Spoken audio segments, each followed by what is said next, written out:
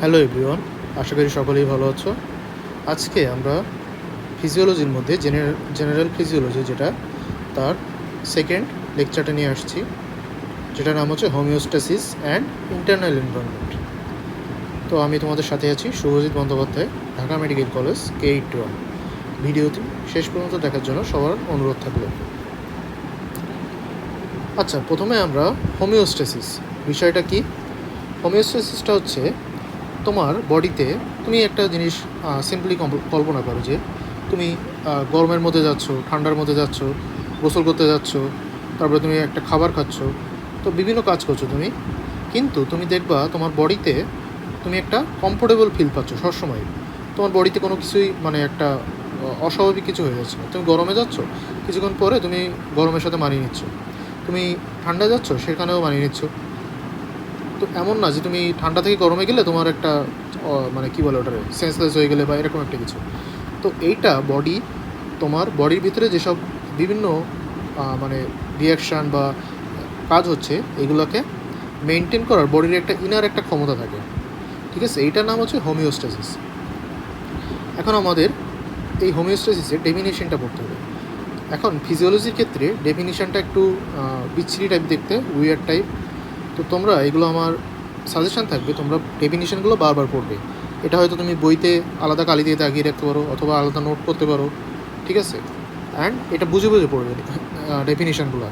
তো ডেফিনিশন তোমার ভাইভাতেও ম্যাডামরা জিজ্ঞেস করে, ভাইভাতে হুবহু বলতে ডেফিনিশন অনেক ডেফিনিশন, যেমন হোমিওস্ট্যাসিসটা হুবহু বড় লাগে, বাট কিছু ডেফিনিশন আছে একটু, যেগুলো একটু বড় টাইপ, এগুলো কনসেপ্টটা ক্লিয়ার রেখে বললেই হয়। কিন্তু রিটেনের ক্ষেত্রে কিন্তু আবার সেম, অলমোস্ট সেম লিখতে হয়, 99% সেম, ঠিক আছে। তো এই জন্য ডেফিনিশনগুলো একটু ভালো করে পড়বে অ্যান্ড মুখস্থ করবে। তো এখন আমরা ডেফিনিশানে আসি। এখানে কি বলছে, maintenance of nearly constant conditions in the internal environment is called homeostasis. তাহলে আমরা ভেঙে ভেঙে পড়ি বিষয়টা কি। Maintenance of nearly constant condition, তার মানে কি, একটা নিয়ারলি কনস্ট্যান্ট কন্ডিশন মেনটেন করছে সে, ঠিক আছে। নিয়ারলি কনস্ট্যান্ট মানে ফুল কনস্ট্যান্ট যে তা না, ঠিক আছে। In the internal environment. Internal এনভায়রনমেন্টটা কি, আমরা প্রিভিয়াস লেকচারে ইসিএফ পড়ছি না, এক্সট্রা সেলুলার ফ্লুইড। এই ইসিএফটাকে বলা হয় ইন্টারনাল এনভায়রনমেন্ট। তার কারণ কি, দেখো তুমি কেমন থাকবে। সাপোজ তুমি একটা আমরা সবাই বাড়িতে থাকি, তো তুমি কেমন থাকবে সেটা কি তোমার বাড়ির উপর নির্ভর করছে, নাকি তোমার বাড়ির বাইরে যে পরিবেশ আছে সেটার উপর নির্ভর করছে? তোমরা নিজেরাই বলো তো। অবশ্যই বাড়িতে তো আমরা 12 মাসই একই জায়গায় থাকি, তাহলে আমাদের এখানে ভ্যারি করছে হচ্ছে বাইরের পরিবেশটা। তুমি তো যে রুমে থাকো সেই রুমে থাকছো, সেটা তো আর ভ্যারি করছে না, ঠিক আছে। তো যখন দেখা যাচ্ছে বাইরে গরমকাল, তখন তোমার একটু গরম লাগছে ঘরের ভিতরে, বাইরে শীতকাল তোমার গরম ঠান্ডা লাগছে। তো এরকম একটা মানে বাইরের পরিবেশটাই তোমার সব কিছু চেঞ্জ করছে বা নিয়ন্ত্রণ করছে। এই জন্য এই বাইরের পরিবেশটাকেই বলছে ইন্টারনাল এনভায়রনমেন্ট, ভিতরেরটাকেই কিন্তু না। সো আমরা এটা মাথায় রাখতে হবে যে ইসিএফকে বলা হবে ইন্টারনাল এনভায়রনমেন্ট, আইসিএফকে না। এখন তুমি বলতে পারো যে ইসিএফকে কন্ট্রোল করার মাধ্যমে কীভাবে এটা হোমিওস্ট্যাসিস মেনটেন করছে। দেখো, সেল কিন্তু নিউট্রিশন কোথা থেকে পায়? সেল সবসময় নিউট্রিশন বাইরে থেকে পায়, ওর ভিতরে কিন্তু নিউট্রিশন পাওয়ার কোনো ওয়ে নাই। তুমি যে একটা খাবার খাচ্ছ, সাপোজ গ্লুকোজ, খাবারটা তুমি সাপোজ ভাত খাচ্ছ, ভাতটা ভেঙে ভেঙে একসঙ্গে গ্লুকোজ হবে, গ্লুকোজ হয়ে সেইটা তোমার যে ইসিএফে যাবে, ঠিক আছে, ব্লাড থেকে ইসিএফে যাবে, যে ওখানে তোমার সেলগুলোকে সে নিউট্রিশন দেবে। তাহলে এখানে কোনটা হেল্প করছে? তোমার ইসিএফটাই কিন্তু মেনলি হেল্প করছে। ইসিএফে যদি গ্লুকোজ না থাকতো তাহলে তো সেল গ্লুকোজ পেতো না। তো এই জন্য এটা কী করছে, ইসিএফটাকে কন্ট্রোল করার মাধ্যমে এটা হোমিওস্ট্যাসিসকে মেনটেন করছে। Okay, so maintenance of nearly constant conditions in the internal environment is called homeostasis. তাহলে সংজ্ঞাটা আমরা বুঝলাম, সংজ্ঞাটা তোমরা একটু ভালোভাবে পড়বে। এখন হোমিওস্ট্যাসিস অর্থটা কে প্রথমে বলছিল, সেটা হচ্ছে ডব্লিউ বি ক্যানন। এখন হোমিওস্ট্যাসিস এক্সাম্পল কি, এখানে দেখো লাংস কী করছে, তুমি যখন সাপোজ তুমি একটা পাহাড়ের উপরে উঠছো, তখন দেখবা তোমার অক্সিজেনের মানে ঘাটতি হচ্ছে, ঠিক আছে। অক্সিজেনের ঘাটতি হলে কী হচ্ছে, তুমি দেখো বারবার দম নেয়, মানুষ দেখবে বারবার দম নেয়, জোরে জোরে দম নেয়, যাতে অক্সিজেনের ঘাটতিটা পূরণ হয়। এটা কি সে ইচ্ছা করে নিচ্ছে? না, সে নিচ্ছে ইচ্ছা করে, বাট তারে একটা কোনো ফ্যাক্টর বডির ভিতর থেকে তাকে এটা নেওয়ার জন্য ইনফ্লুয়েন্স করছে। তার ফলে সে বারবার জোরে জোরে শ্বাস নিচ্ছে, যাতে বেশি করে অক্সিজেন নিতে পারে। তাহলে লাংস কী করছে, maintains oxygen and carbon dioxide balance. Kidney maintain constant ionic concentration. তুমি সাপোজ কোনো একটা অ্যাসিডিক ফুড খাচ্ছ, ঠিক আছে, তো অ্যাসিডিক ফুড খেলে কী হবে, তো তোমার বডিতে অ্যাসিড বেড়ে গেল, তখন কিডনিটা ইউরিনের সাথে অ্যাসিডটাকে পাস করবে, বেশি বেশি অ্যাসিড পাস করবে। তুমি সাপোজ কম পানি খাচ্ছ, যখন তুমি দেখবা কম পানি খাচ্ছ তোমার ইউরিন দেখবা মানে ঘন হয়ে গেছে। আর দেখবা তোমরা যখন বেশি করে লিকুইড খাও তখন দেখবা যে ইউরিনটাও হালকা হয়ে গেছে, লাইট হয়ে গেছে। তো এটাও আসলে একটা হোমিওস্ট্যাসিসের পার্ট, ঠিক আছে। আবার জিআইটি থেকে যে তোমরা নিউট্রিশন পাচ্ছ এটাও তাই। ওকে, এখন আসি ইসিএফ। ইসিএফকে কেন ইন্টারনাল এনভায়রনমেন্ট বলা হয়? তো আমি তো প্রথমে বুঝিয়ে বললামই কেন, যে ফুড সেল সব নিউট্রিশন বা যা কিছু সবই এখান থেকেই পাচ্ছে। তো এটা যদি তোমাদেরকে জিজ্ঞেস করে বা এক্সামে পড়ে, রিটেনে পড়ে, তখন এই দুইটা পয়েন্ট লিখতে হবে। ফার্স্ট পয়েন্ট কি? প্রথমত সে থাকছেই এখানে, যেটা বলছি তোমরা তো সেই বাড়ির পরিবেশেই থাকছো। তো cells of the body lie in this fluid, first reason হচ্ছে এইটা। দেন কি, যে ECF it contains ions and nutrients needed by the cells to maintain cell life. মানে এখানে এই ইসিএফটাতেই তো সব কিছু আছে, আয়ন আছে, তোমার নিউট্রিশন আছে, অক্সিজেন আছে, গ্লুকোজ আছে, সব কিছুই এখানেই আছে। তো এই দুটো রিজন পরীক্ষায় লিখলেই হবে। আচ্ছা, এই টার্মটা কে বলছিল? ক্লড বার্নার্ড, ঠিক আছে। ক্লড বার্নার্ড এটাকে ইন্টারনাল এনভায়রনমেন্ট বলেন, কিন্তু উনি ইংলিশেও বলেন না, উনি আরেকটা সাপোজ এটা মেবি ল্যাটিন বা কোনো ল্যাঙ্গুয়েজ জানে না আমার। তো উনি এইভাবে বলছিলেন যে মিলিউ ইন্টেরিয়ার। এই বানানটা একটু খেয়াল করবা। অনেক সময় কী হয়, স্যার ম্যাডামরা ভাইবার বোর্ডে একটা খাতা কলম দিয়ে বলে যে এটা লিখো তোমরা, মিলিউ ইন্টেরিয়ার এই বানানটা লিখো। তো এটা একটু বাড়িতে লিখবা, ট্রাই করবা, প্র্যাকটিস করবা। এখন আসি, তাহলে হোমিওস্ট্যাসিস বুঝলাম আমরা। এখন হোমিওস্ট্যাসিস মেনটেন কারা করছে এটা? এগুলো যারা করে তাদেরকে বলে control systems of our body. তো আমাদের বডিতে থাউজেন্ডস অফ কন্ট্রোল সিস্টেম আছে, তার মধ্যে আমরা কয়েকটা বিষয়ে জাস্ট উদাহরণ হিসেবে কয়েকটা জিনিস জানবো। কী কী আছে? Cardiovascular system, digestive system, endocrine, immune, integumentary, musculoskeletal, এইগুলো সবই আছে। তো এইগুলোর কম্পোনেন্টস পড়বো তোমরা, কী কী সবই জানা তোমাদের। কার্ডিওভাস্কুলার মধ্যে কী কী আছে? হার্ট আছে, ব্লাড ভেসেল আছে, ব্লাড আছে। ডাইজেস্টিভের মধ্যে জিআই ট্র্যাক্ট আছে, লিভার, প্যানক্রিয়াস। এন্ডোক্রাইনের মধ্যে আছে এন্ডোক্রাইন গ্ল্যান্ডস। আর এদের কাজগুলো এখান থেকে পড়বা, ঠিক আছে। এগুলো ইজি একদমই, সবই জানা তোমাদের, এ যা পড়েছে সেই সবই। কার্ডিওভাস্কুলার যেমন কী করে, ট্রান্সপোর্ট করে ম্যাটেরিয়ালস। এখন এই যে কন্ট্রোল সিস্টেম দুইটা যা ছিল, এদেরকে আবার কন্ট্রোল করে মেইন দুইটা জিনিস। এই যে থাউজেন্ডস অফ কন্ট্রোল সিস্টেম আমরা বলেছি, এগুলোকে দুইটা সিস্টেম কন্ট্রোল করে, সেগুলোর নাম হচ্ছে রেগুলেটরি সিস্টেম, রেগুলেট করে যেটা। তো রেগুলেটরি সিস্টেম হচ্ছে দুইটা, একটা হচ্ছে নার্ভাস সিস্টেম, হরমোনাল সিস্টেম। এটা কমন জিনিস যে তুমি যখন ডাইজেস্ট করবা, তো ডাইজেস্ট করার জন্য তো একটা পেরিস্টালসিস লাগবে, অনেক কিছু আছে, হরমোন লাগবে, সেগুলো কারা করে? হয়তো হরমোন সিক্রেটের কারণে ওখান থেকে এনজাইম সিক্রেট হচ্ছে, অথবা তোমার ব্রেইন থেকে কিছু সিগন্যাল আসছে। তো এই দুইটাই মেনলি দুইটা ফ্যাক্টর, একটা হচ্ছে নার্ভাস সিস্টেম, একটা হচ্ছে হরমোনাল সিস্টেম। আশা করি ক্লিয়ার। তো যদি বলে কন্ট্রোল সিস্টেম কয়টা, থাউজেন্ডস অফ কন্ট্রোল সিস্টেম, কোনো ফিক্স নেই। কিন্তু রেগুলেটরি সিস্টেম কয়টা, দুইটা। এই দুইটা মাথায় রাখতে হবে, কন্ট্রোল আর রেগুলেটরি উল্টা করা যাবে না। এখন আসি, তো কারা মেনটেন করে বললাম। এখন কিভাবে করে এটা জানবো আমরা, মেকানিজমস, ঠিক আছে। কোন মেকানিজম করে? এখানে দুইটা মেকানিজম আছে, একটা হচ্ছে পজিটিভ ফিডব্যাক, একটা নেগেটিভ ফিডব্যাক মেকানিজম। তো প্রথমে আসি নেগেটিভ ফিডব্যাক মেকানিজম কি। তো এটার সিম্পল বাংলায় বললে হবে, যদি কোনো একটা জিনিস দেখছে, বডি যদি দেখে কোনো একটা জিনিস বাড়ছে, তখন সে সেইটাকে কমিয়ে দিবে, ঠিক আছে। আমি আশা করি বুঝতে পেরেছি। সাপোজ তুমি একদম সিম্পল উদাহরণ, সাপোজ তোমার বডিতে কার্বন ডাইঅক্সাইড বেড়ে যাচ্ছে। এটা কখন হয়, যেমন তুমি সাপোজ পাহাড়ে উঠলে অক্সিজেন কম, বডি বেশি বেশি কার্বন ডাইঅক্সাইড প্রডিউস করছে। তখন সে কী করবে, কার্বন ডাইঅক্সাইডটা যখন বেড়ে যাচ্ছে, সে কার্বন ডাইঅক্সাইডটা কমাতে চাবে। তখন কী হবে, তুমি জোরে জোরে দেখবা, যখন কেউ মাউন্টেনে চড়ে, তখন হচ্ছে সে দেখবা জোরে জোরে শ্বাস নেয়, ঠিক আছে, যখন অত বেশি হাইটে ওঠে। তো এইভাবে জোরে জোরে শ্বাস নেওয়ার ফলে সে কার্বন ডাইঅক্সাইডটাকে বের করে দিচ্ছে। ওইটাই নেগেটিভ ফিডব্যাক মেকানিজম, মানে কোনো ফ্যাক্টর যদি বাড়ে সেইটাকে বডি কমিয়ে দেবে। তাহলে if some factors become excessive ও ডেফিসিয়েন্ট, ও আচ্ছা, এটা শুধু বাড়বে কমবে না, কমলে আবার বাড়াবে, মানে যা হবে তার নেগেটিভটা করবে। বিকজ এক্সেসিভ ও ডেফিসিয়েন্ট, কোনো জিনিস যদি বাড়ে অথবা কমে, তাহলে a control system which consist of a series of changes, তাহলে এখান থেকে কিছু চেঞ্জ হবে, সিরিজ অফ চেঞ্জ, মানে একবারেই হবে না, কিছু পার্ট হবে, হতে হতে কী করবে, সেই ফ্যাক্টরটাকে নর্মালের দিকে নিয়ে যাবে। Return the factor toward a certain mean value, thus maintaining homeostasis, ঠিক আছে। এটা হচ্ছে নেগেটিভ ফিডব্যাক মেকানিজম।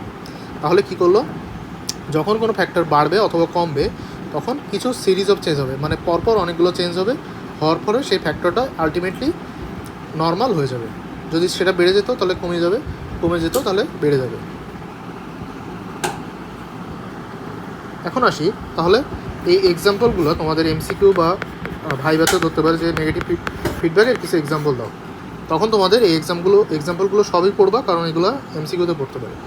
আর ভাইবার জন্য 4-5টা পড়লেই হচ্ছে, ঠিক আছে। তো এখানে কী আছে, blood pressure control, regulation of carbon dioxide, acid base balance, water and electrolyte balance, temperature, hormonal balance, calcium. আচ্ছা, এগুলো কীভাবে মেনটেন হয় এগুলো তোমরা যখন ফুল বইটাই পড়ে ফেলবা তখন প্রত্যেক চ্যাপ্টারে কিছু কিছু আছে, ঠিক আছে। ব্লাড প্রেশার কন্ট্রোল যেমন তোমাদের সিবিএস চ্যাপ্টারে আছে, আর এই চ্যাপ্টারে 1-2টা আমরা উদাহরণ দেখবো যে কীভাবে কন্ট্রোল মেকানিজমটা। এটা নর্মালি দেয়, আবার অনেক সময় নাও দিতে পারে, প্রপে মেনলি দেয়, বাট কার টার্মে সাধারণত দেয় না যে মেকানিজমটা দেখো, কিন্তু আমরা কয়েকটা মেকানিজম পড়ে রাখবো। এখন আসি blood pressure, regulation of blood pressure. এখানে আমি বাড়লে কীভাবে কমে সেটা দেখিয়েছি, কিন্তু কমলে কীভাবে বাড়ে সেটা একদম অপোজিট, শুধুমাত্র কমার জায়গায় বাড়া, বাড়ার জায়গায় কমা, প্রসেসটা অপোজিট লিখলেই হবে। তো আমি প্রথমে এটা বলি, এটা তোমরা অলরেডি এইচএসসিতেও জেনে আসছো কীভাবে হয়। ব্যারোরিসেপ্টর জানো তোমরা, ক্যারোটিড বডি অ্যাওর্টিক বডিতে থাকে। তো প্রথমে যখন ব্লাড প্রেশার যখন বেড়ে যাচ্ছে তখন কী হচ্ছে, ব্যারোরিসেপ্টরগুলো স্টিমুলেটেড হচ্ছে। এই চিহ্নটার মানে হচ্ছে স্টিমুলেটেড হওয়া। তো ব্যারোরিসেপ্টরগুলো স্টিমুলেটেড হয়ে যাচ্ছে, তখন কী হচ্ছে, ব্যারোরিসেপ্টর থেকে কিছু সিগন্যাল তোমাদের ব্রেনের যে ভ্যাসোমোটর সেন্টার ছিল ওইখানে যাচ্ছে। তো তখন কী করছে, ভ্যাসোমোটর সেন্টারটা ইনহিবিটেড হচ্ছে, এটা হচ্ছে ইনহিবিটেড সিগন্যাল, যেটা চিহ্ন যেটা। তখন তো তোমার আগে কী হচ্ছিলো, হার্টটা একটা নির্দিষ্ট স্পেসে মানে পাম্প হচ্ছিলো, কিন্তু এখন কী হচ্ছে, নার্ভ ইম্পালসটা কম যাবে, যেহেতু ব্লাড প্রেশারটা বেড়ে গেছে, আমার ব্লাড প্রেশারটা কমাতে হবে, তাহলে হার্ট যাতে কম পাম্প করে আমার সেই ব্যবস্থা করতে হবে। তাহলে হার্টে নার্ভ ইম্পালসটা কম যাচ্ছে, কম যাওয়ার ফলে কী হলো, পাম্পিং অ্যাক্টিভিটিটা কমে যাচ্ছে, এবং dilatation of the peripheral blood vessel, মানে ব্লাড ভেসেল সাপোজ সরু ছিল, এটা ডাইলেট হয়ে যাচ্ছে, যাতে কী হয়, ভেলোসিটি, এখানে তো তোমার বাধা বেশি পাবে, ব্লাডের বাধা, তখন ব্লাডের প্রেশারটাও বেড়ে যাবে। কিন্তু এর মধ্যে কি বাধা কম না, যখন একটা জিনিস কোনো ব্লাড ভেসেলটা যদি বড়ো হয়ে থাকতো তাহলে বাধাটা কম হতো, তখন প্রেশারটা কম হতো। তো এইভাবে কী করছে, আর্টারিয়াল ব্লাড প্রেশারটা নর্মালের দিকে চলে যাচ্ছে। তো এটাই ছিল যে ব্লাড প্রেশার কন্ট্রোলের মেকানিজম, যেটা নেগেটিভ ফিডব্যাক মেকানিজম। এখন যদি তোমার ব্লাড প্রেশারটা কমে যেত তখন কী হতো, ব্যারোরিসেপ্টরগুলো ইনহিবিটেড হতো, তাহলে নার্ভ ইম্পালস, এটাও নার্ভ ইম্পালস যেত, তখন কী হতো, ভ্যাসোমোটর সেন্টারটা স্টিমুলেটেড হতো, তখন হচ্ছে তোমাদের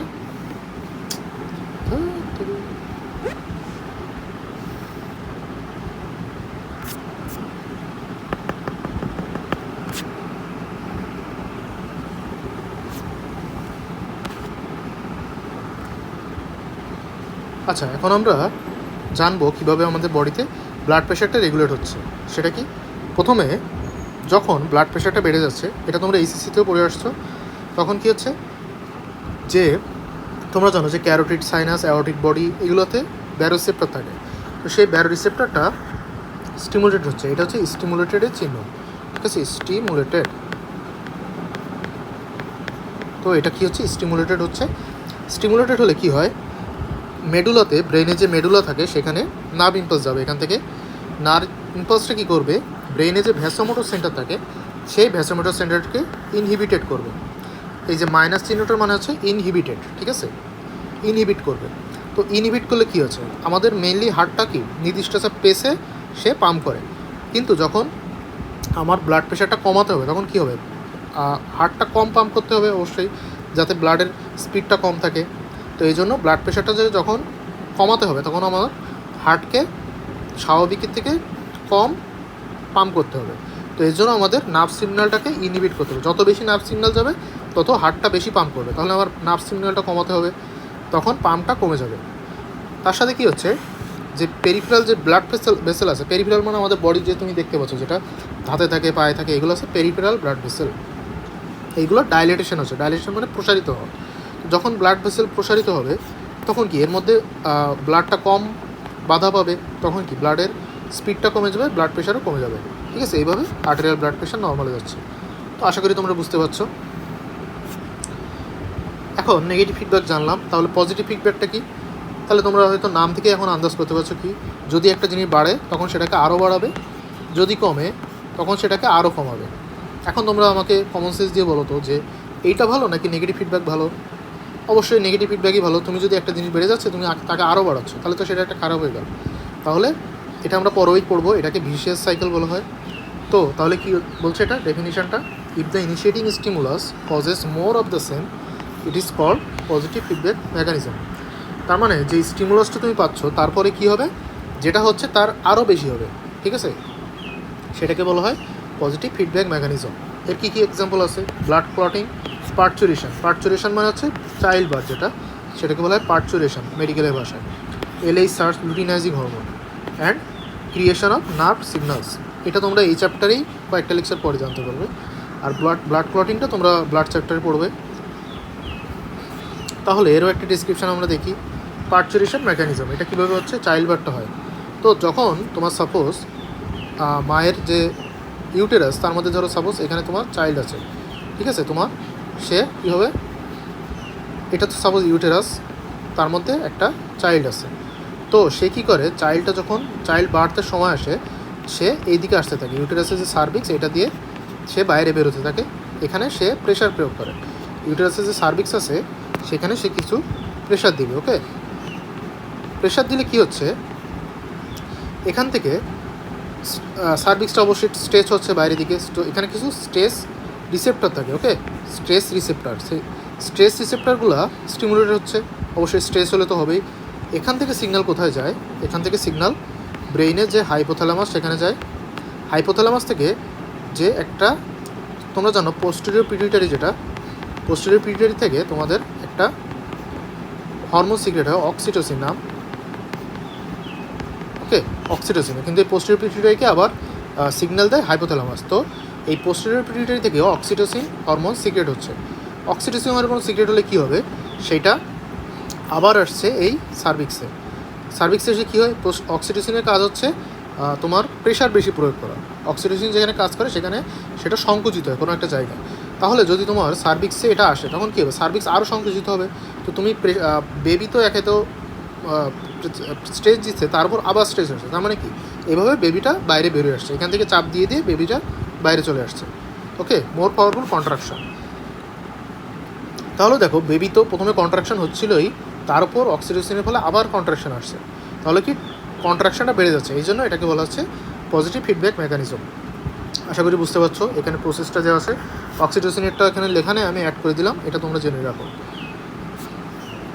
এখন আসি, আমি আগেই বলছিলাম পজিটিভ ফিডব্যাক ভালো না, নেগেটিভ ফিডব্যাক ভালো। তো একে বলা হয় ভিশিয়াস সাইকেল। ভিশিয়াস সাইকেল মানে যেটা একসময় চলতে থাকলে দুষ্ট চক্র, যেটা বলে ভিশিয়াস সাইকেল, মানে সে দারিদ্রের দুষ্ট চক্র, একসময় দারিদ্রের চক্রের মধ্যে ঘুরতে ঘুরতে একসময় সে আরও দরিদ্র থেকে যায়। তো এরকম একসময় এই চক্রটা হতে হতে হতে হতে কী হবে, একসময় মানুষের ডেথ হতে পারে। ওকে, তো যদি একসময় পজিটিভ ফিডব্যাক মেকানিজম চলতেই থাকে তখন কোনো, তবে সব ক্ষেত্রে না, যেমন চাইল্ড বার্থের ক্ষেত্রে এটা হবে না। কোন ক্ষেত্রে হবে, পরে একটা উদাহরণ দিচ্ছি আমি। এটা কি, যখন সাপোজ কোনো একটা মানুষের বডিতে ব্লাড, সে কোনো সাপোজ অ্যাক্সিডেন্ট করছে, তখন ওর বডি থেকে 2 লিটার ব্লাড চলে গেল, কমে গেল। মেইনলি আমরা জানি কি 5 থেকে 6 লিটার ব্লাড থাকে, তো 2 লিটার ব্লাড মানে ওয়েস্ট হয়ে গেল। তখন কি হচ্ছে, ব্লাড যখন কম যাচ্ছে তখন কি কার্ডিয়াক পাম্প, মানে কার্ডিয়াক পাম্প বলতে তোমার হার্ট প্রতি পাম্পে যতগুলো করে ব্লাড সে সরবরাহ করে। তাহলে কী হচ্ছে, কার্ডিয়াক পাম্পের মাধ্যমে যে ব্লাড যতটুকু যাওয়ার কথা ছিল, সাপোজ আগে যাওয়ার কথা ছিল 5 লিটার, এখন যাচ্ছে 3 লিটার, তাহলে কমে যাচ্ছে কার্ডিয়াক পাম্পটা। কমে গেলে কী হচ্ছে, যখন ব্লাডের পরিমাণও কমে যাচ্ছে, ব্লাডের প্রেশারও কমে যাচ্ছে। ওকে, তো ব্লাড প্রেশার কমে গেলো, তখন কী হলো, ব্লাড প্রেশার কমে গেলে ব্লাড পুরোটুকু ফ্লো করে হার্ট পর্যন্ত সব ব্লাড পৌঁছাতে পারছে না, হার্ট মাসলে। হার্টের কিন্তু একটা নিজস্ব ব্লাড সাপ্লাই আছে, করোনারি সার্কুলেশন তোমরা পড়েছো। তো হার্টের মাসলগুলোই কী করছে, সঠিক পরিমাণে অক্সিজেন বা ব্লাড পাচ্ছে না, তখন হার্ট দুর্বল হয়ে যাচ্ছে। হার্টের মাসল যদি অবশ্যই নিউট্রিশন বা অক্সিজেন না পায় তাহলে তো দুর্বল হয়ে যাবে। এখন হার্ট দুর্বল হলে কী হবে, আবার কার্ডিয়াক পাম্প কমে যাচ্ছে, হার্ট পাম্প করতে পারছে না। তাহলে সাপোজ প্রথমবারে 3 লিটার ব্লাড সে পাম্প করলো, দ্বিতীয়বারে কী করছে, 2 লিটার ব্লাড করবে অবশ্যই, কারণ তার কি শক্তি কমে গেছে। তারপরে এবারে 1 লিটার ব্লাড করবে, তারপরে করতে করতে করতে করতে কী হবে, একসময় টোটালি সে পারবে না। তো তাহলে কী হলো, আবার ব্লাড ফ্লো কমে যাচ্ছে হার্টে, আবার হার্ট দুর্বল হচ্ছে, আবার রিপিট হচ্ছে, আবার তখন কি মানুষটা মারা যাবে। এইভাবে যদি ব্লাড কমতেই থাকে তখন একসময় মানুষটা মারা যাচ্ছে। এই জন্য এটাকে বলা হচ্ছে ভিশিয়াস সাইকেল। ওকে, তো এটা গ্রাফ, এই ভিসিএস সাইকেলটাকে একটা বোঝাতে গ্রাফ ইউজ করা হয়। এটা গাইডনের আছে গ্রাফটা। তোমরা যদি রিটেনে এটা আসে তখন এই গ্রাফটা অবশ্যই দিবা, গ্রাফের জন্য একটা এক্সট্রা মার্ক তোমাদের থাকে। এই দেখো এখানে আমি বুঝাই দিই। তো সাপোজ সে 2 লিটার ব্লাড, এখানে কি ব্লিড 2 লিটার্স, এখানে 2 লিটার ব্লাড সে ওয়েস্ট হচ্ছে, কিন্তু এখানে দেখো এই পয়েন্টটাতে 1 লিটার ব্লাড ওয়েস্ট হচ্ছে। তো 1 লিটার হলে কী হচ্ছে, আস্তে আস্তে এটা বেড়ে বেড়ে নর্মালের দিকে যাচ্ছে, কিন্তু 2 লিটার হলে আর নর্মালে যাচ্ছে না, তখন সে ডেথে চলে যাচ্ছে, মানে তার তখন ডেথ হয়ে যাচ্ছে। তাহলে যদি তোমার বডি থেকে 1 লিটার ব্লাড ওয়েস্ট হয় তাহলে তুমি একসময় বডি সেটা কভার করে নিবে, কিন্তু 2 লিটার ব্লাড যদি হয় তখন সে বডি কভার করতে পারবে না, তখন সে মানুষটা মারা যাবে। ওকে, বুঝতে পারছো? এখন আসি পজিটিভ অ্যান্ড নেগেটিভ ফিডব্যাক মেকানিজমের ডিফারেন্স কী কী আছে। তো ডিফারেন্স তোমরা নিজেরাই লিখতে পারবে অনেকগুলো। ফার্স্ট অফ অল ডেফিনিশন 2টা আমি বলে দিচ্ছি, সেই ডেফিনিশন 2টা দিবা। রোল ইন হোমিওস্ট্যাসিস, তাহলে most control systems of the body act by this mechanism. তাহলে আমি কী বলছিলাম, নেগেটিভ ফিডব্যাক যেহেতু উপকারী তাহলে ম্যাক্সিমাম কন্ট্রোল সিস্টেমে এটাই ইউজ করবে, কিন্তু পজিটিভ ফিডব্যাক তো সব ক্ষেত্রে উপকারী না, এই জন্য কয়েকটা মাত্র, যেমন আমি চাইল্ড বার্থ বলছিলাম, ব্লাড ক্লটিং বলছিলাম, কয়েকটা জায়গায় এটা ইউজ হবে, কিন্তু নেগেটিভ ফিডব্যাকটা ম্যাক্সিমাম জায়গায় ইউজ হয়। আর এখানে তো কোনো ভিসিয়াস সাইকেল নাই, কিন্তু এখানে ভিসিয়াস সাইকেল আছে। আর এক্সাম্পল কয়েকটা দিয়ে দিবা, 3-4টা যাই পারো। তাহলে লেকচারটা এই পর্যন্তই। সকলকে অনেক অনেক ধন্যবাদ শেষ পর্যন্ত থাকার জন্য। ভিডিওটি ভালো লেগে থাকলে অবশ্যই লাইক করবে, কমেন্ট করো, আর কোন বিষয়ের ভিডিও তোমরা চাও, ভিডিও যদি কোনো কিছু ইমপ্রুভ করা লাগে সাজেশান তোমরা অবশ্যই দিবা। আর চ্যানেলটি অবশ্যই সাবস্ক্রাইব করো, আমি ভবিষ্যতে আরও অনেক ভিডিও আপলোড দিব। আমার চ্যানেলটার মেইন ফিজিওলজি আসলে অনেক ভাস্ট, ঠিক আছে, অনেক ভাস্ট একটা জিনিস। তোমরা গাইটন বইটা দেখলেই বুঝতে পারবো, অনেক মোটা একটা বই। আমি অত বিস্তারিত সবই পড়াই না, যেটুকু পরীক্ষায় লাগবে, যেটুকু পড়লে তোমরা একটা ভালো রেজাল্ট করবে আমি সেটুকুই পড়াই। তোমরা যদি চাও যে আমরা ফিজিওলজি বস হবো একদম, তার জন্য আরও অনেক ভিডিও আছে, আমি নিজেও তাদের ক্লাস করেছি, নাজিব স্যার আছেন, সৌমেন মান্না স্যার আছেন, অনেকেই আছেন। তো তোমরা যদি চাও যে আমি আরও ভালোভাবে ফিজিওলজি পড়বো, আমার অপুরন্ত টাইম, কিন্তু আসলে মেডিকেলে সব পড়ালেখার মাঝে অত টাইম পাওয়া যায় না। যেমন আমি যেটুকু পড়েছি, যদি নাজিব স্যার ক্লাস দেখো, এইটুকুই হয়তো নিয়ে 4-5 ঘন্টা ক্লাস নেবে, এরকম। আমি আসলে সবগুলো, কিন্তু ওনার ক্লাস আর আমার ক্লাস কখনোই এক হবে না, আমি জানি সেটা, আমি নিজেও, ওনার আর আমার সাথে তুলনা হয় না কখনোই। এজন্য আমার টপিকটা আমি অল্প পরিসরে ভালোভাবে বোঝানোর ট্রাই করি। তো তোমরা আবারও ধন্যবাদ, সাথে থেকো।